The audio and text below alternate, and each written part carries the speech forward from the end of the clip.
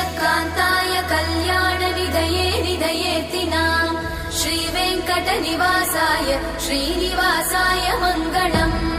लक्ष्मी सविभ्रमालोकसुभ्रूविभ्रमचक्षुषे चक्षुषे सर्वलोकानां वेङ्कटेशाय मङ्गलम्